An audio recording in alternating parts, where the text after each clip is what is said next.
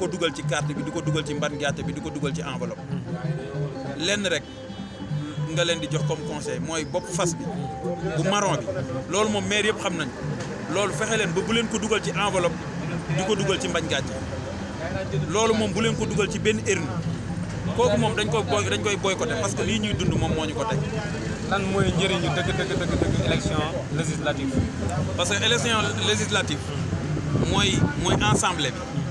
tey boo ko gañee ensemble bi yaa koy moom te ensemble presque boo xoolee président bi li muy bëgg yëpp fa lay jaar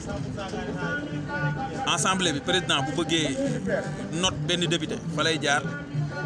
ñu dindi li ñu war a dindi ci moom pour libérer ko mu sànk ko ensemble bi bu ñu bëggee nangu ay suuf fa la ñuy jaar ensemble bi bu ñu bëggee empêcher ñun ndaw ñi duñu voyage fa la ñuy jaar ensemble mooy loi yëpp fa lay jaar ensemble bi mooy législatif ku ko gagné da ngay gagné ensemble bi say député nekk fa bu ñu fa nekkee li nga bëgg moo fay am mais bu ko Macky Sall gagné dañuy continuer di torox continuer di souffrir parce que li mu bëgg yëpp ci ensemble lay jaar ñu koy defal léegi nag ñun bu ñu gagné ensemble bi am nañ possibilité presque boo xoolee xaaju genn wàllu nguur gi ci bu fekkee Sonko ko gagné opposition bi waaw contrôler état beeg yëpp xaaju genn wàll bi lépp ci moom lay nekk presque buñ ko opposition bu ko gagné ñoom ñooy état bi Macky Sall dafay nekk pour nekk nii rek pour 2024 mu dem mais ñii ñooy gouverner dinañ mën a xoolaat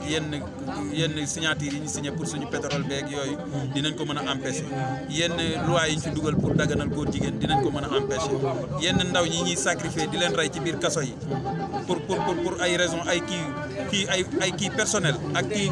ay raison politique ak dund bi ñuy augmenté di ko yokk ak dund bi ñuy yokk ak produit yu jógee fee ñuy importé muy ñëw ñi koy yokk yooyu yëpp ensemble lañ ko ak suñu modèle ndongo daara yi nga xam ne ay commerçant la ñu dugal Auchan mu leen di violenté